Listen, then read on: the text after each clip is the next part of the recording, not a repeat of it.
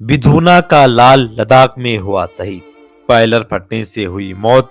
खबर मिलते ही पिता रोते रोते हो गए बेसुध। नमस्कार दोस्तों, विधूना तहसील क्षेत्र के ब्लॉक अचलांदा के गांव घसारा निवासी सेना का जवान लेह लद्दाख में ड्यूटी के दौरान वीरगति को प्राप्त हो गए हैं। जवान के शहीद होने की खबर मिलते ही परिजनों में कोहराम मच गया। 15 दिन पहले ही जवान लेह लद्दाख में तैनात थे।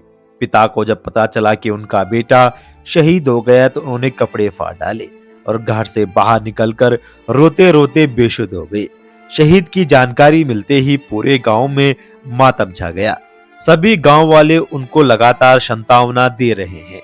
प्राप्त जानकारी के अनुसार तहसील के अचलांदा ब्लॉक के गांव घसारा निवासी रामजी तिवारी 35 वर्षीय पुत्र सुरेंद्र बाबू तिवारी वर्ष 2004 में सेना में नौकरी लगी थी, जिसके बाद उसकी देश में विभिन्न स्थानों पर तैनाती रही। राम जी के 15 दिन पहले ही लेह लद्दाख में तैनाती हुई थी, जहां पर बुधवार को ड्यूटी के दौरान अचानक बॉयलर फट जाने से करीब 9 जवान इसकी चपेट में आ गए। इसमें 5 जवानों की मौके पर ही मौत हो गई और शहीद हो गए थे, जबकि 4 जवान सेना के अस्पताल में उनका उपचार चल रहा था। शहीद हुए जवानों में घसारा निवासी राम जी भी शामिल थे। राम जी के शहीद होने की जानकारी गुरुवार सुबह करीब 7:30 बजे फोन पर लद्दाख से सेना के अधिकारियों द्वारा परिजनों को दी गई।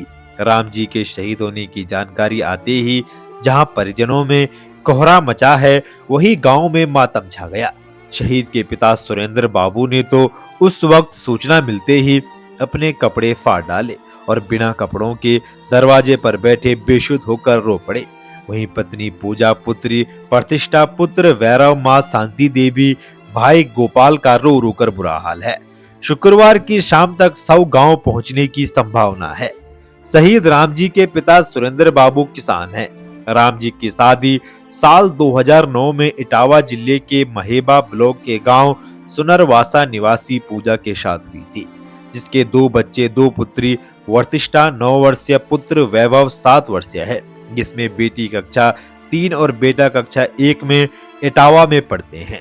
राम जी ने बच्चों की पढ़ाई के लिए इटावा में प्लॉट लेकर उसमें कुछ निर्माण भी करवा लिया है, जिसमें रहकर उसकी पत्नी पूजा पिछले 6 महीने से बच्चों को पढ़ा रही थी।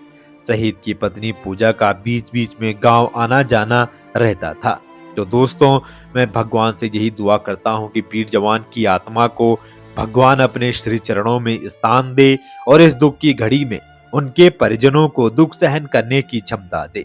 जब तक सूरज चांद रहेंगे तब तक वीर बलिदानी आपका नाम रहेगा। तो दोस्तों, वीडियो को अनदेखा ना करें। देश के लिए अपने प्राणों की आहुति देने वाले उन वीर बलिदानियों के लिए इस वीडियो को एक लाइक, एक शेयर और हमारे इस YouTube चैनल को जरूर सब्सक्राइब करें। आपसे फिर मुलाकात होगी किसी नई अपडेट के साथ। तब तक के लिए जय हिंद, वंदे मातरम।